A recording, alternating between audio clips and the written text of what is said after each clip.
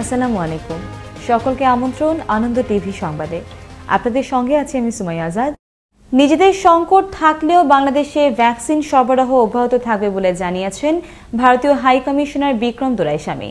বৃহস্পতিবার সকালে ভারত থেকে সড়ক পথে ঢাকা ফেরার সময় আখাউড়া স্থলবন্দরে সাংবাদিকদের এক প্রশ্নের জবাবে তিনি কথা জানান।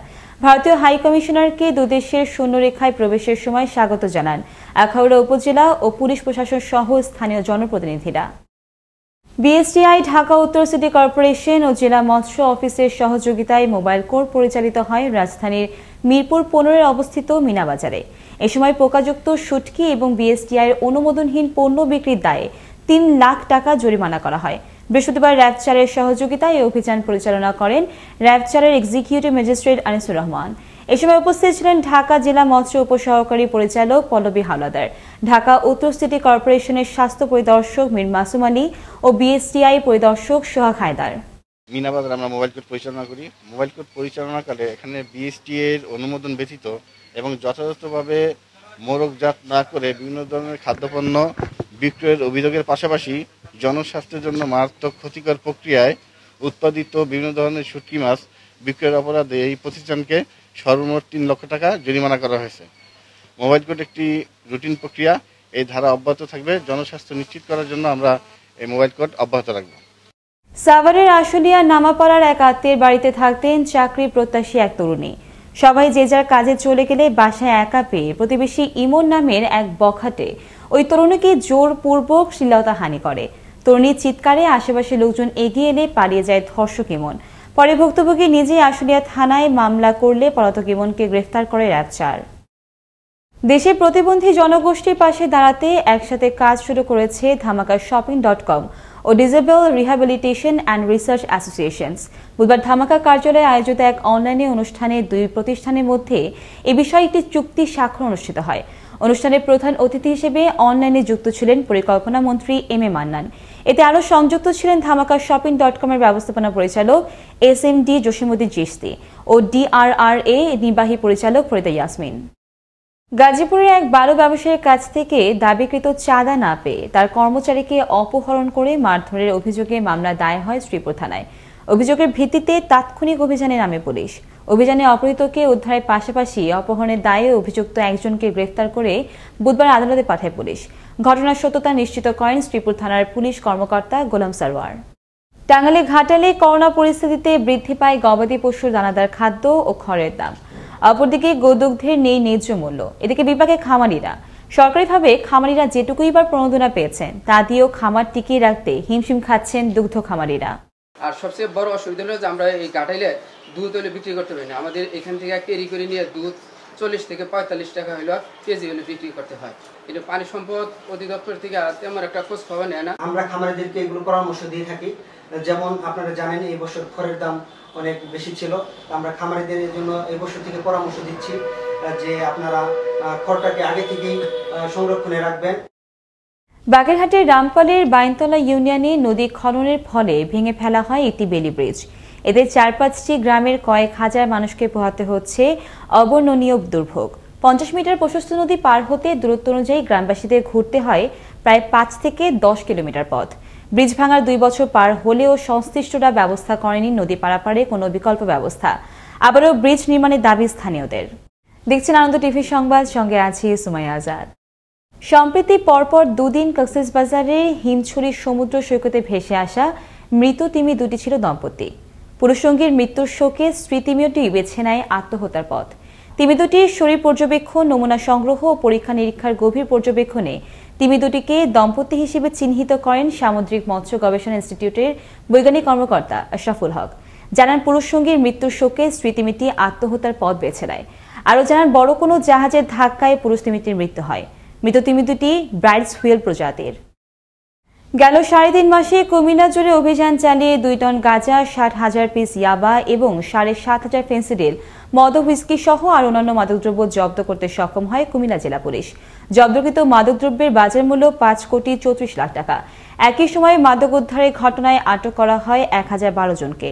বৃহস্পতিবার সকালে জেলা পুলিশ সুপার কার্যালয়ে অনুষ্ঠিত এক সংবাদ সম্মেলনে এসব তথ্য জানান জেলা পুলিশ সুপার ফারুক আহমেদ। এ সময় জেলা পুলিশের ঊর্ধ্বতন কর্মকর্তাবৃন্দ ও বিভিন্ন গণমাধ্যমের সাংবাদিকগণ উপস্থিত ছিলেন। লক্ষ্মীপুর সদর উপজেলার টুমচরে বুধবার বেলা 11টার দিকে 12 বছরের রাশেদ তার 2 বন্ধুকে নিয়ে বাড়ির পাশের খালে গোসল করতে নামে। পর্যায়ক্রমে 3 বন্ধুই খালের উঁচু পাড় থেকে লাফ দিয়ে পানিতে পড়ে। এ সময় 2 বন্ধু উঠে এলেও রাশেদ থাকে নিখোঁজ। খবর পেয়ে তাৎক্ষণিক 999-এ ফোন দিলে লক্ষ্মীপুর ফায়ার সার্ভিসের একটি টিম এসে উদ্ধারে ব্যর্থ হলে খবর দেওয়া হয় চাঁদপুর ফায়ার সার্ভিসের ডুবুরি দলকে। পরে চাঁদপুরের ডুবুরি দলটি বিকেল 5টার দিকে নিখোঁজ রাশেদকে মৃত অবস্থায় উদ্ধার করে। এই ঘটনায় এলাকায় বিরাজ করছে শোকের ছায়া। রংপুরে করোনা আতঙ্কে চিকিৎসা সেবা থেকে বঞ্চিত সাধারণ জ্বর অথবা সর্দি কাশি দ্বারা আক্রান্ত রোগীরা। বাড়তি সতর্কতার দোহাই দিয়ে রংপুর মেডিকেল কলেজ হাসপাতাল জুড়ে প্রয়োজনীয় স্বাস্থ্যসেবা না পাওয়ার অভিযোগ ভুক্তভোগীদের। নিয়মিত চিকিৎসা সেবা ও সময়মতো ডাক্তার না থাকায় বাড়ির পথে পাড়ি জমাচ্ছেন রোগীরা। তবে রমেক কর্তৃপক্ষ বলছে অব্যাহত রয়েছে চিকিৎসা সেবা। রংপুর থেকে মাহফুজ আলম প্রিন্সের পাঠানো তথ্য ভিডিওচিত্রে দেখুন ডেস্ক রিপোর্ট। করোনার দ্বিতীয় ঢেউ মোকাবিলায় চলমান লকডাউন পরিস্থিতিতে রংপুর মেডিকেল কলেজ হাসপাতালে কমছে রোগীর সংখ্যা। বেশিরভাগ রোগী ঠিকমতো চিকিৎসা সেবা না পাওয়ায় হাসপাতাল ছেড়ে ধরেছেন বাড়ির পথ। কেউ বা আবার হাসপাতাল ছাড়ছেন করোনা আতঙ্কে। দিন গড়িয়ে সন্ধ্যা নামলেই হাসপাতালে বিরাজ করে ভুতুড়ে পরিবেশ। অথচ 1 মাস আগেও হাসপাতালে একটি বিছানা পেতে ধর্ণা দিতে হয়েছে দিনের পর দিন। কিন্তু এখন অধিকাংশ ওয়ার্ড ফাঁকা, চিকিৎসা চলছে নামমাত্র। বেশিরভাগ ওষুধ বাইরে থেকেই কিনতে হয়। করোনার কারণে চিকিৎসকরা ঠিক মতো রোগীও দেখছেন না। নার্স ও ইন্টার্ন চিকিৎসকরা করোনা আতঙ্কে রোগী দেখেন না বলে অভিযোগ রোগীর স্বজনদের। ইন্টার্নি চিকিৎসকরা দেখছে, তারা বলতেছে যে এখানে কোনো বড় ডাক্তার নাই, করোনার ভয়ে আসতেছে না, তা আপনারা ওই রুগী নিয়ে চলে যান, বাড়িতে সেবা করেন, বাড়িতেই ভালো হবে। গরিব মানুষ দেখি পয়সা নাই দেখি, যার কারণে মেডিকেলে আসছি, সরকারি মেডিকেলে যে সুযোগ সুবিধা পাবো, কিন্তু এখানে তো আসলে কিছু নাই, সব বাইরে থেকেই কিনতে হয়। পরীক্ষা নিরীক্ষা আমরা নিজে করতেছি, ওষুধ পানি বাইরে থেকে কিনে আনতেছি। তবে চিকিৎসা সেবা বিঘ্নিত হওয়ার কারণে রোগীরা ফিরে যাচ্ছেন এ অভিযোগ মানতে নারাজ রংপুর মেডিকেল কলেজ ও হাসপাতালের এই পরিচালক। ইন্টার্ন আসার কথা না, কারণ ইন্টার্নদের যেভাবে নির্দেশনা দেওয়া আছে সেটা হচ্ছে যে অধ্যাপকরা তাদের নিয়ন্ত্রণ করবে, তো একসঙ্গে যাতে বহু সঙ্গে ইন্টার্নি করোনায় আক্রান্ত না হয়, সেই জন্য তারা ইচ্ছা করলে একটা সেন্ট্রাল রোস্টার করে যে রোগীর চিকিৎসা সেবা ব্যাহত হবে না, আবার একসঙ্গে বহু ডাক্তারও করোনায় আক্রান্ত হবে না। জয় হোক মানবতার, ডাক্তারদের চিকিৎসা সেবা নিয়ে বেঁচে থাকুক প্রতিটি মানুষ, এমনটাই প্রত্যাশা রংপুরবাসীর। মোস্তফা কামাল তোহা, আনন্দ টিভি, ন্যাশনাল ডেস্ক। বাবা তো বাবাই, বাবার স্নেহ ভালোবাসার তুলনা করার পরিমাপ্য কোনো যন্ত্র এই দুনিয়াতে নেই। দুনিয়ার সকল বাবারই যেন একজন মহাপুরুষ। ঠাকুরগাঁয়ে এক বাবার কাছে ছিল না অ্যাম্বুলেন্স ভাড়া। অন্যদিকে পাকস্থলীতে সমস্যা দেখা দেওয়ার নিদারুণ যন্ত্রণায় কাতরাচ্ছেন তার সন্তান। কোনো উপায় না পেয়ে টানা 9 ঘন্টা রিক্সা চালিয়ে ঠাকুরগাঁ থেকে প্রায় 100 কিলোমিটার পথ পাড়ি দিয়ে রংপুর মেডিকেল কলেজ হাসপাতালে সন্তানকে নিয়ে আসেন তারেক নামের ওই বাবা। এখন রমেকে চিকিৎসা চলছে তার কন্যা সন্তানের। রিক্সায় করে মনোগঞ্জে নিয়ে আসছি, গাড়ির চার্জ শেষ হয়ে গেছিল, পরবর্তীতে মানুষের হেল্প নিছি, নিজেও মনোগঞ্জে আমার সম্বন্ধী আর আমি দুজনে মিলে ঠেলে মনোগঞ্জে এইখান পর্যন্ত আসছি।